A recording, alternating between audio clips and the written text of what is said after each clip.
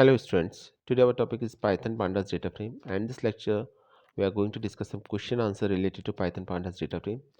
In our last video we already discussed some practical aspect of Python Pandas data frame, and now this time to solve or some question answer related to Python programming based on Pandas library. So let's start. This is your question number one. तो आप देख रहे हैं question number one है screen पर आपके. देखिए, एक बात मैं आपको यहाँ पे बता देता हूँ कि अभी तक हम काफ़ी प्रोग्राम कर चुके हैं और प्रैक्टिकली कर चुके हैं, देख चुके हैं, एग्जीक्यूट कर चुके अगर करके देख चुके हैं. तो अब थोड़ा सा टाइम ये है कि हम क्वेश्चन आंसर भी देखें और समझने की कोशिश करें कि एग्ज़ाम में किस तरह क्वेश्चन आंसर आते हैं और हमको कैसे उनका आंसर देना है. तो ये क्वेश्चन नंबर वन है आपका, आप देख ही रहे हैं स्क्रीन पर. क्वेश्चन है, consider the following code to create two data frames with a similar value. What will be printed by the code given below? Justify your answer. बोले दो डेटा फ्रेम दे रखे हैं, दोनों की वैल्यू सेम है, लेकिन दोनों में जब क्रिएट किया गया थोड़ा सा डिफरेंस है. तो आपको बताना है कि दोनों का आउटपुट क्या होगा और आपको जस्टिफाई भी करना है अपने आंसर को. फर्स्ट लाइन देखते हैं, import pandas SPD. I think इसमें तो कोई डाउट होगा ही नहीं. पांडास लाइब्रेरी को इम्पोर्ट किया गया इसलिए क्योंकि डेटा फ्रेम को क्रिएट करना है. डेटा फ्रेम क्रिएट करने के लिए पांडास लाइब्रेरी को इंपोर्ट करना प्रोग्राम है, कंपलसरी है. सेकंड में हम देखेंगे, हमने एक डेटा फ्रेम लिया, नेम लिया उसका df1, ठीक है, और क्रिएट किया pd dot data frame 1 2 3. These are the values given in the forms of a list. तो ये लिस्ट की फॉर्म में दे रखी हैं, 3 वैल्यू दे रखी है 1 2 3. ठीक है, कोई बात नहीं. सेकंड में हम देखते हैं df2, एक और डेटा फ्रेम है df2, और हमने लिखा pd dot data frame. Again value तो सेम है, लिस्ट की फॉर्म में भी है, लेकिन यहाँ ये नेस्टेड लिस्ट है. लिस्ट एक और लिस्ट के अंदर है, ठीक है, मतलब एक नेस्टेड लिस्ट में सिर्फ एक लिस्ट दे रखी है, उसके एलिमेंट्स है 1 2 3. तो एक स्क्वायर ब्रैकेट ऐड करने से क्या फ़र्क पड़ जाएगा प्रोग्राम के एग्जीक्यूशन पर, अगर हम df1 को प्रिंट कराएं तो और df2 को प्रिंट कराएं तो. उसके बाद प्रिंट स्टेटमेंट दे रखे हैं और कहा, ये पूछा ये भी गया है कि आंसर अगर चेंज होगा तो क्या चेंज होगा, और आपको अपने आंसर को जस्टिफाई भी करना है. तो बताइए आप, क्या आउटपुट आएगा इसका. ड्रॉ करके देखिए आप पहले, अपने पेन पेपर लीजिए और बताइए इसका आउटपुट क्या होगा. चलिए, आई थिंक हो गया होगा. सॉल्यूशन देखिए, डी एफ वन में जब आपका आउटपुट आएगा डेटा फ्रेम वन में, तो 1 2 3 एक कॉलम का नेम होगा, और df2 जब प्रिंट होगा तो 1 2 3 एक रो होगी. ऐसा क्यों होगा भाई?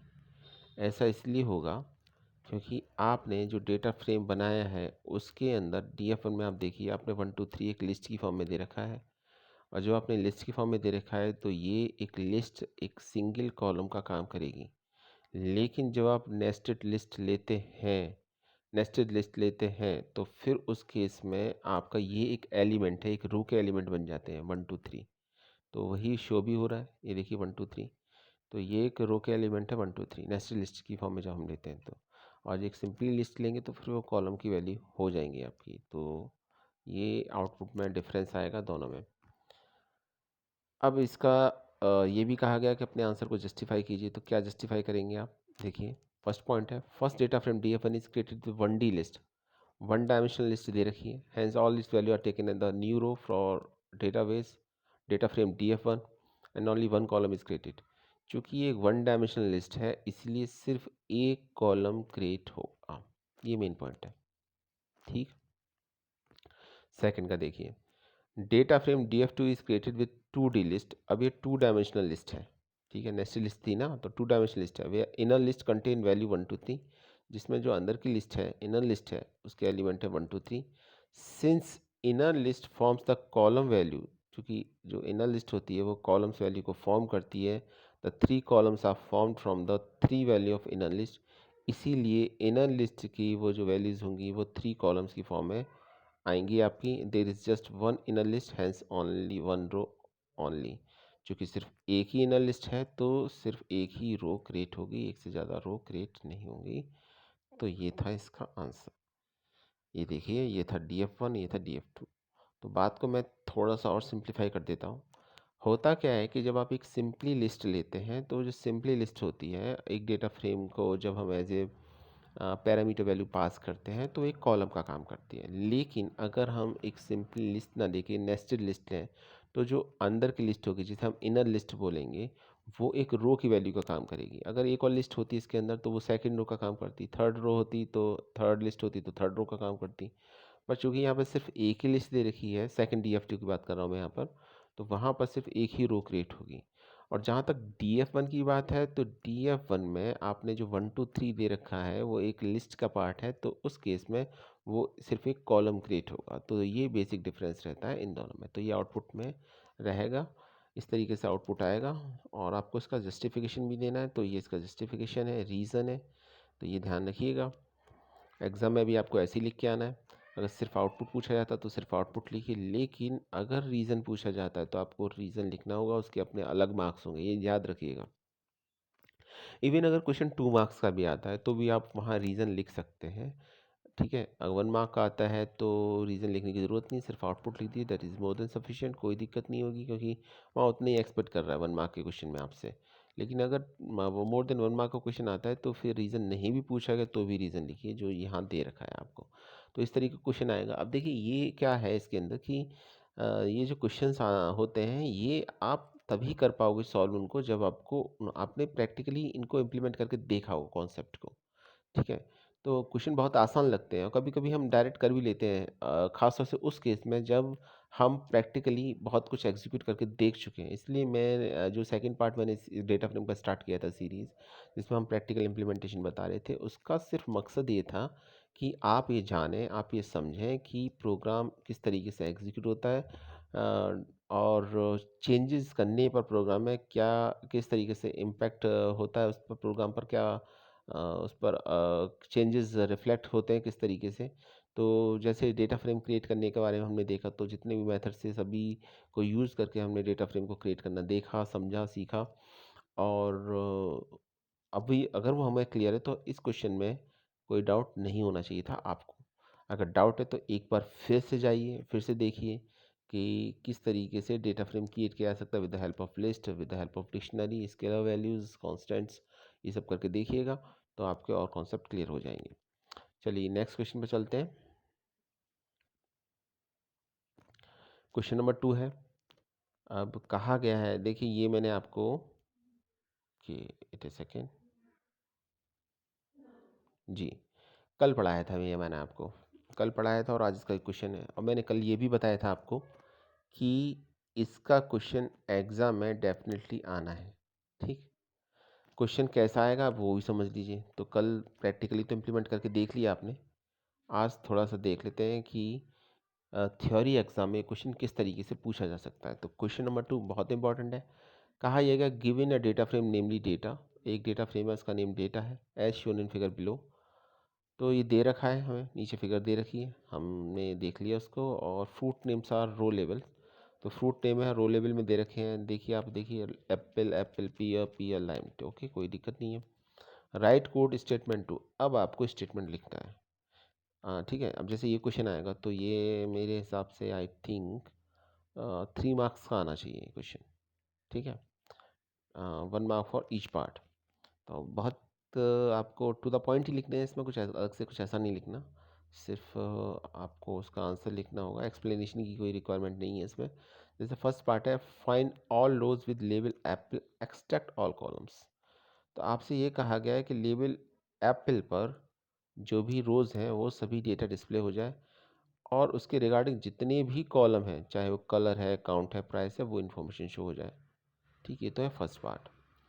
सेकंड पार्ट में कहा गया list only the column count and price using LOC. अब देखिए यहाँ उसने हमें हमारी हेल्प भी कर दी, उसने कहा कि एलओसी की हेल्प से आपको प्रिंट कराना है। ठीक है, फर्स्ट में तो कुछ नहीं कहा गया था लेकिन सेकंड में बता दिया उसने, जिसमें ये कहा है कि आपको कॉलम जो लेने हैं वो सिर्फ काउंट लेना और प्राइस लेना है, इट मीन्स कलर नहीं लेना है। और रो के बारे में कुछ नहीं कहा गया, तो इट मीन्स सभी रो सेलेक्ट करनी है। थर्ड पार्ट है लिस्ट ओनली रोज विद लेवल apple and pear using LOC. उसने कहा है कि आपको सिर्फ रो लेनी है, और कौन कौन सी रो लेनी, एप्पल और पीयर, इसमें लाइन नहीं लेना। और चूँकि इसमें कॉलम के बारे में कुछ नहीं बताया गया तो इट मीन्स सभी कॉलम्स आपको लेने हैं, कॉलम्स पर कोई भी फिल्टर नहीं लगाना है आपको। तो वन बाय वन करते हैं। तो एक बात तो समझ में आती है हमको, वो कल जो मैंने आपको पढ़ाया था कि L O C, I L O सी और आई एक्स। तो आई एक्स तो सिलेबस में दे नहीं रखा, मैंने एक्स्ट्रा पढ़ा दिया था आपको। लेकिन L O C, I L O सी से अगर हम पर्टिकुलर रो सेलेक्ट करना चाहते हैं तो वो हम कर सकते हैं। एल ओ सी और आई एल ओ सी में डिफरेंस सिर्फ इतना है कि एल ओ सी की हेल्प से हम जो सेलेक्ट करते हैं, रो सेलेक्ट करते हैं, उनके नेम दे रखे होंगे, ठीक है। आई एल ओ सी से इंटीजर बेस्ड सिलेक्शन होता है, उनकी जो डिफ़ॉल्ट इंडेक्स वैल्यूज़ होती हैं 0 1 2 3 या कॉलम्स की 0 1 2 3, तो वो उसके थ्रू हम सेलेक्ट कर सकते हैं। तो आई एल ओ सी का तो यूज़ नहीं है यहाँ पर, यहाँ यूज़ है एल ओ सी का। ये क्लियर कट दिखाई दे रहा है क्योंकि सबका आपने दे रखा है और पूछा भी एल ओ सी के थ्रू ही गया है, ठीक है। तो चलिए फर्स्ट पार्ट करते हैं। फर्स्ट पार्ट था फाइंड ऑल रोज। तो सभी रो सेलेक्ट करनी है। कौन सी? Label apple. लेबल एप्पल वाली तो दो ही रो है यहाँ पर, only two rows are there, first and second.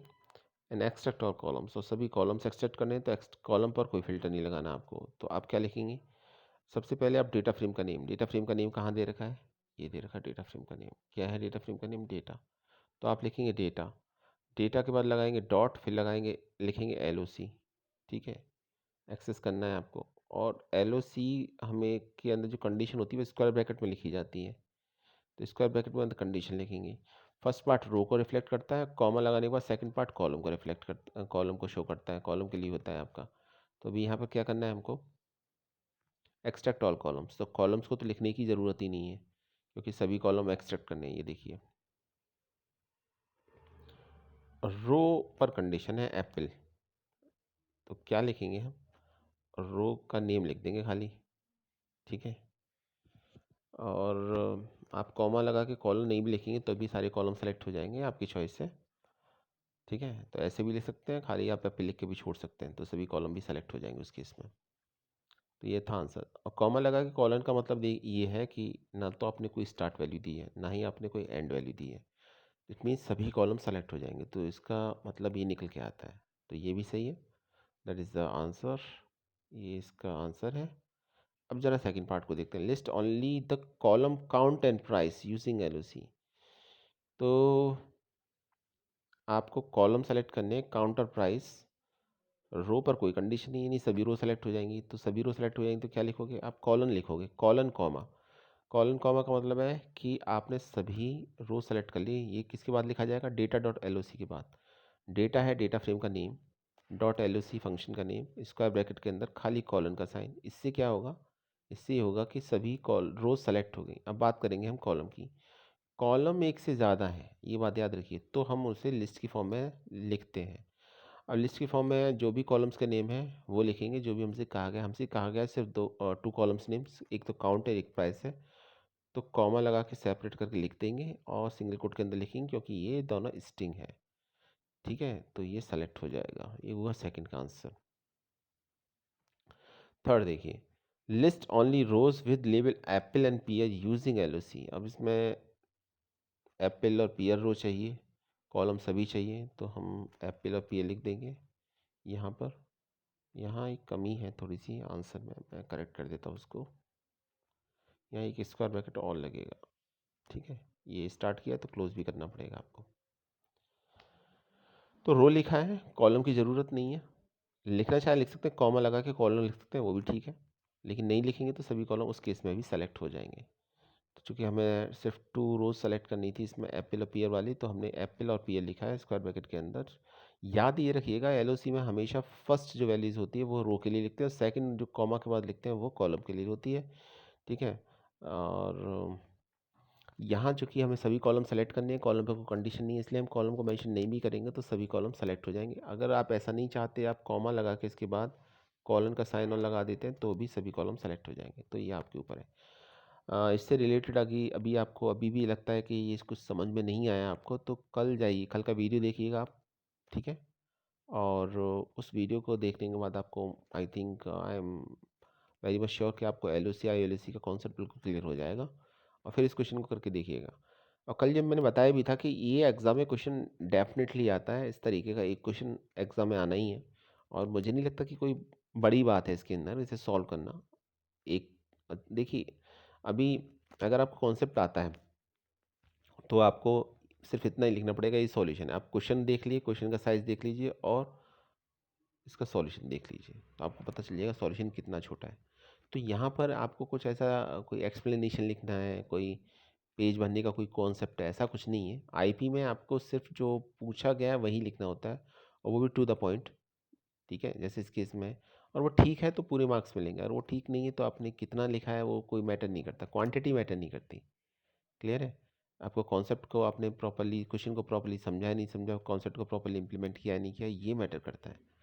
तो ये याद रखिएगा थोड़ा सा, जैसे मैं बता चुका हूँ कि एग्ज़ाम में इसका क्वेश्चन आता ही आता है। तो अभी मैंने आपको एक क्वेश्चन समझाया, आगे एक और क्वेश्चन देखते हैं।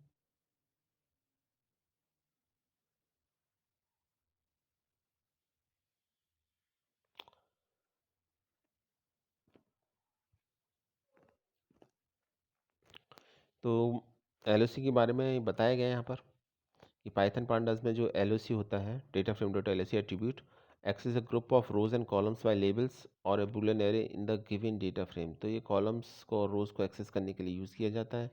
सिंटैक्स इसका है data frame dot LOC, parameters के अंदर कुछ पैरामीटर पास नहीं किए जाते। चलिए यहाँ पर हम एक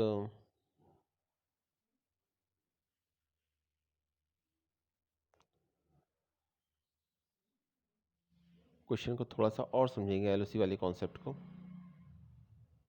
ताकि आपको थोड़ा सा और क्लियर हो जाए। ठीक है, जैसे इसमें देखिए आप, use data frame dot loc attribute to access a particular cell in a given data frame using the index and column label। तो हमें पर्टिकुलर एक सेल एक्सेस करनी है किसी भी डेटा फ्रेम की। तो फर्स्ट लाइन देखिए आप, हमने पांडास लाइब्रेरी को इंपोर्ट किया। ठीक है, फिर हमने एक डेटा फ्रेम क्रिएट किया। डेटा फ्रेम यहाँ पर किसकी हेल्प से क्रिएट किया गया है, देखिए जरा, डिक्शनरी की हेल्प से। डिक्शनरी में की क्या है, एक तो वेट हो गया, एक नेम हो गया और एक एज हो गया। उसका फिर हमने इंडेक्स क्रिएट किया। ठीक है, और इंडेक्स ले लिया रो अंडरस्कोर 1, रो अंडरस्कोर 2, रो अंडरस्कोर 3। जब हमने इसका डेटा फ्रेम बनाया तो ओके, तो हमने एक यहाँ हमने डेटा फ्रेम क्रिएट कर दिया। ठीक है, क्रिएट करने के बाद अभी इसमें इंडेक्स नहीं दिया था हमने, तो इंडेक्स को हम अलग से मेंशन कर देते हैं। रो अंडरस्कोर 1, रो अंडरस्कोर 2, रो अंडरस्कोर 3, रो अंडरस्कोर 4, रो अंडरस्कोर 5। देखिए यहाँ पर हमारे पास दो पॉसिबिलिटीज़ हैं, या तो इस ब्रैकेट को या पैरेंथेसिस साइन को क्लोज करने से पहले हम कॉमा लगाते और इंडेक्स लिख देते, index as a parameter value use करते, इंडेक्स अंडरस्कोर नहीं लिखते फिर उस केस में।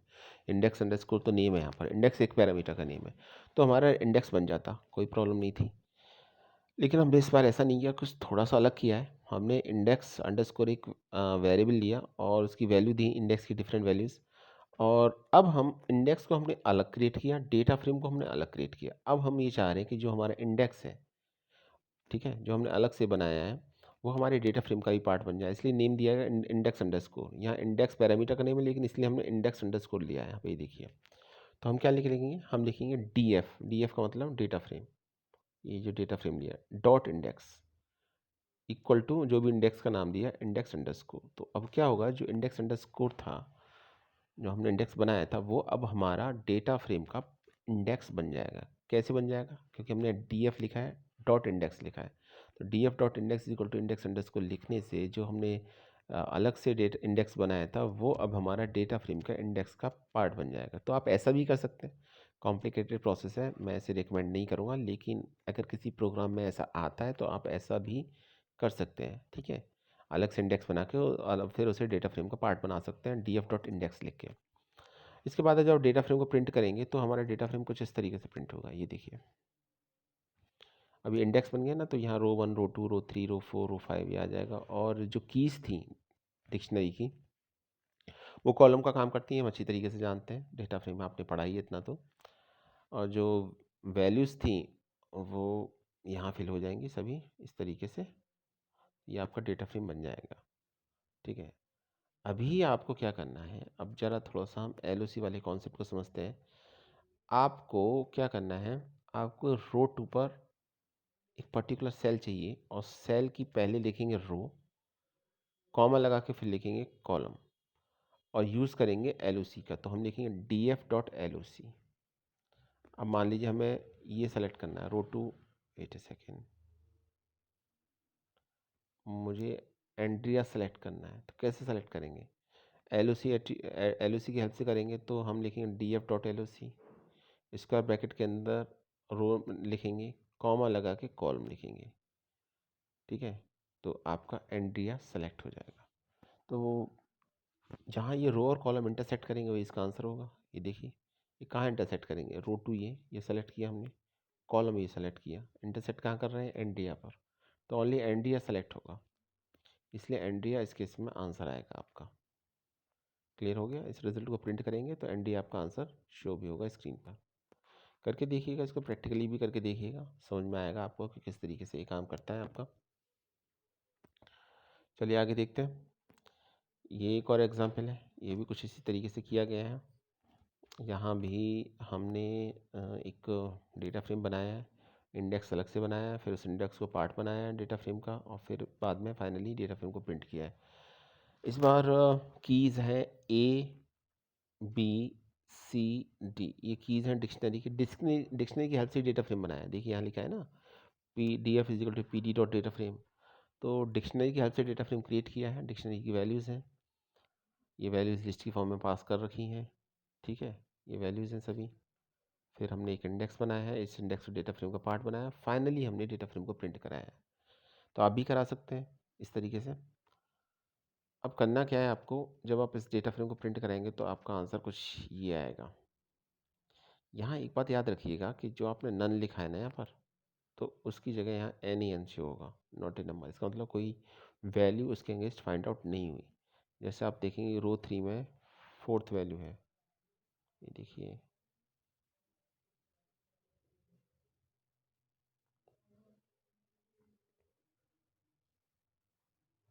रो 3 5 54 11